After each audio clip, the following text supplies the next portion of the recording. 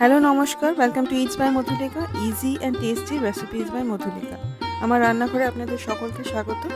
আজকে আমি বানাচ্ছি ছানার ডালনা, নিরামিষ ছানার ডালনা। এটি একটি সাবেকি রান্না, আমরা ছোটোবেলায় সবাই বাড়িতে খেয়েছি। তখন বাড়িতে দুধ কেটে ছানা বানিয়ে এই ডালনা বানানো হতো।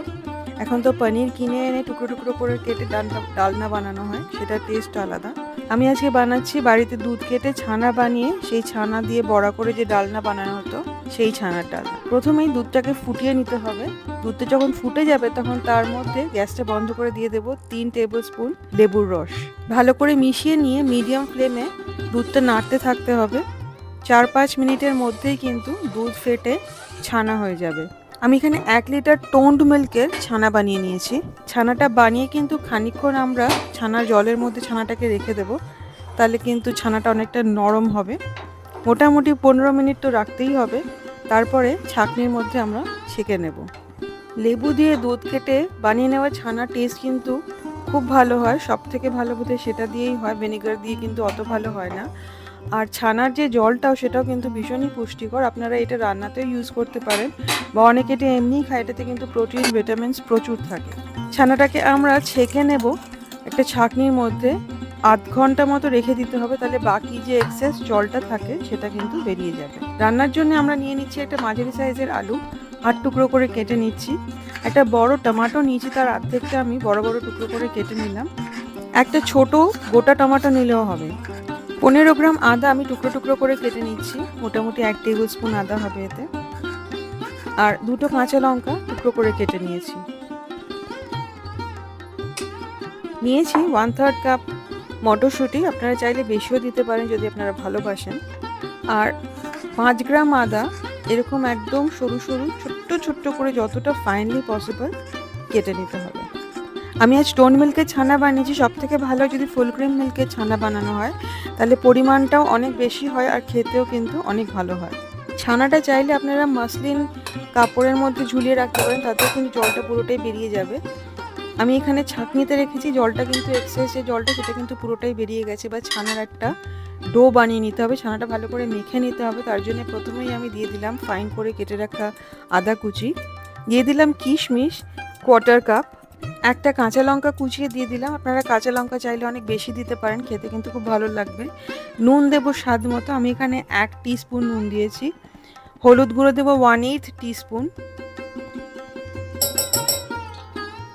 আর গরম মশলা গুঁড়ো দেবো 1/8 টিস্পুন। দিয়ে দেবো চিনি স্বাদ মতো, আপনি দিতে পারেন, আমি এখানে 1/4 টিস্পুন দিচ্ছি। আর ময়দা 1 টেবিল স্পুন।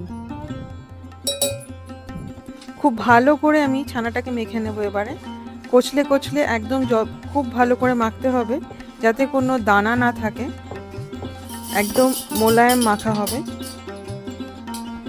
মাখতে গিয়ে যদি মনে হয় যে আরেকটু ময়দা লাগবে, তাহলে আরও 1 টেবিল স্পুন ময়দা দিতে হবে। আমি কিন্তু 2 টেবিল স্পুন ময়দা দিলাম টোটাল। ভালো করে মিশিয়ে এরকম একটা ডো বানিয়ে নেব। এটাকে আমরা 12টা সমান সাইজের বল বানিয়ে নেব।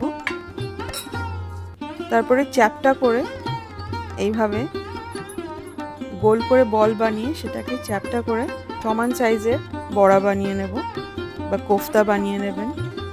বড়াটা বানানোর সময় খেয়াল করবেন যাতে কিশমিশগুলো ছানার ভেতরের দিকে থাকে, ছানার বড়ার ভেতরের দিকে থাকে, বাইরের দিকে থাকলে কিন্তু পুড়ে যেতে পারে। এরকমভাবে 12টা ছানার বড়া বা কোফতা বা বল বানিয়ে নেব। এবারে রান্নাটা শুরু করা যাক। প্রথমেই কড়াইতে নিয়ে নেব 1/2 কাপ সর্ষের তেল। পুরো রান্নাটাই সর্ষের তেলে হবে।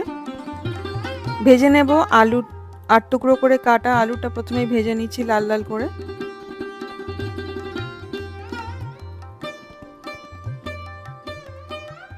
আলুটা ভাজা হয়ে গেলে এইবারে নেব পনিরের বলগুলো, পনিরের বড়াগুলো। পনিরের বড়াগুলো আমি গোল্ডেন ব্রাউন করে ভেজে নেব, সোনালি করে ভেজে নেব। একসাথে অনেকগুলো বড়া দেবো না, আমি এখানে 12খানা বড়া ছোটা ছোটা করে ভাজছি। 2টো ব্যাচে ভাজছি, 2 বারে ভাজছি, যাতে ভেঙে না যায়। আর খুব সফটলি কিন্তু হ্যান্ডেল করতে হবে, কারণ বড়াগুলো নরম, ভেঙে যেতে পারে। 6টা বড়া ভাজা হয়ে গেলে আবার বাকি 6টা ভেজে নেব। বারবার উল্টাবেন না, চেষ্টা করবেন একবারই উল্টিয়ে তারপরে বার করে নিতে, বারবার উল্টালেও ভেঙে যেতে পারে। আর একটা চ্যাপ্টা কড়াই বা চ্যাপ্টা প্যানে ভাজলে বড়াগুলো ভালো করে ভাজা যাবে, ভেঙে যাবে না। সেই জন্য কিন্তু আমি আজকে রান্নাটা এই কড়াইতে করছি। 2 ব্যাচে বড়াগুলো ভাজা হয়ে গেছে, আমরা তুলে নিলাম। ছানার ডালনা গ্রেভির জন্য একটা পেস্ট বানাতে হবে, তার জন্য মিক্সিতে নিয়ে নিলাম টুকরো করে কেটে রাখা আদা, টমেটো আর কাঁচা লঙ্কা, একদম মিহি একটা পেস্ট বানিয়ে নেব। কড়াইতে 2 টেবিল স্পুন সর্ষের তেল রেখে বাকিটা তুলে নিয়েছি। দিয়ে দেব গোটা গরম মশলা, এখানে 2টো এলাচ আর 1 ইঞ্চি দারচিনি আছে। সুন্দর যখন গরম মশলা ভাজার গন্ধ বেরোবে, প্রথমেই দিয়ে দেব নুন, স্বাদ মতো নুন। আমি এখানে 1 টিস্পুন নুন দিয়েছি। দিয়ে দেব আদা, টমেটো আর কাঁচা লঙ্কা বাটা। মিক্সি জারটা ধুয়ে যে জলটুকু থাকে সেটাও দিয়ে দেব, কষতে সুবিধা হবে। 1/4 টিস্পুন হলুদ গুঁড়ো দিলাম, 1/2 টিস্পুন ধনে গুঁড়ো, 1/2 টিস্পুন জিরে গুঁড়ো আর 1/4 টিস্পুন লাল লঙ্কা গুঁড়ো দিলাম। দিয়ে দিলাম 2 থেকে 3টে তেজপাতা। জিরে গুঁড়ো আমার বাড়িতে বানানো, শুকনো লঙ্কা আর জিরে শুকনো খোলায় ভেজে গুঁড়ো করে নেওয়া। শুকনো লঙ্কার গুঁড়ো বাড়িতে বানানো, এর মধ্যে 50-50, মানে 1/2 কাশ্মীরি লঙ্কা আছে আর 1/2 এমনি শুকনো লঙ্কা আছে। দিয়ে দেবো ভেজে রাখা আলুটা আর মটরশুঁটি, ভালো করে মিশিয়ে নেব। ভালো করে মিশিয়ে এটা কষতে থাকবো যতক্ষণ না মশলা পুরো রান্না হয়ে তেল বেরিয়ে যায়। ঢাকা দিয়ে কষবো আমি, মাঝে মাঝে ঢাকা খুলে ভালো করে নেড়ে মিশিয়ে দেবো যাতে সমানভাবে সব মশলা কষা হয় আর পুড়ে যেতে না যায়।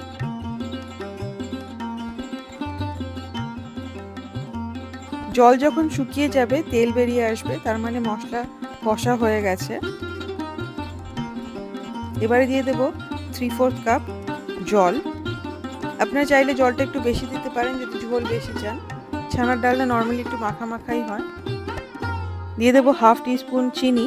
গ্রেভিটা ঝোলটা যখন ফুটতে শুরু করবে, দিয়ে দেবো 1/4 টিস্পুন গরম মশলা পাউডার। আপনারা চাইলে শাহি গরম মশলা ইউজ করতে পারেন, সেই ক্ষেত্রে কিন্তু 1/2 টিস্পুন দেবেন। দিয়ে দেবো ভেজে রাখা পনিরের বলগুলো, পনিরের কোফতাগুলো বা বড়াগুলো। চেষ্টা করবেন বড়াগুলো যাতে ঝোলের মধ্যে ডুবে যায়।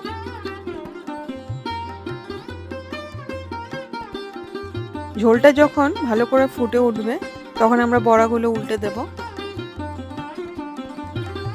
বড়াগুলো এক এক করে উল্টে দিয়ে আমরা একদম আঁচটা কমিয়ে দিয়ে ঢাকা দিয়ে রান্না করব 5 মিনিট। খুব বেশি নাড়াচাড়া করব না, কারণ বড়াগুলো খুব নরম, ভেঙে যেতে পারে। আর 5 মিনিটের বেশি রান্নাও করব না, তাহলে কিন্তু গলে যেতে পারে। গ্যাস বন্ধ করে দিয়ে দেবো 1/2 টিস্পুন ঘি। দিয়ে দেবো কাঁচা পাকা লঙ্কা। ছানার ডালনা একদম রেডি টু সার্ভ করার আগে 15 মিনিট স্ট্যান্ডিং টাইম কিন্তু আমরা অবশ্যই দেব, যাতে ঘিয়ের গন্ধ, কাঁচা লঙ্কার গন্ধ সব ছানার ডালনার মধ্যে চলে আসে। খুব সুন্দর একটা টেস্ট হবে তাতে। গরম ভাতের সাথে, বাঙালি ফ্রাইড রাইসের সাথে বা লুচির সাথে ছানার ডালনা খেতে কিন্তু ভীষণ ভালো লাগে। আপনার এই রেসিপিটা অবশ্যই ট্রাই করবেন এবং আমাকে কমেন্ট করে জানাবেন যে আপনাদের কেমন লাগলো। আশা করি এই রান্নাটা আপনাদের সকলের খুব ভালো লাগবে। রেসিপিটা ভালো লাগলে প্লিজ শেয়ার করবেন। আমার চ্যানেল ইটস বাই মধুলিকা অবশ্যই সাবস্ক্রাইব করবেন।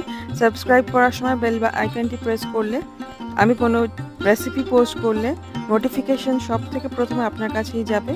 আমি প্রত্যেক মঙ্গলবার, বৃহস্পতিবার এবং শনিবার আমার পছন্দের কিছু রেসিপিস যেগুলো মনে হয় আপনাদেরও ভালো লাগবে শেয়ার করি আপনাদের সাথে। আমার সাথে থাকবেন, খুব ভালো ভালো রান্না করবেন, খুব ভালো থাকবেন। Happy cooking. দেখা হবে খুব শিগগিরই। Thank you.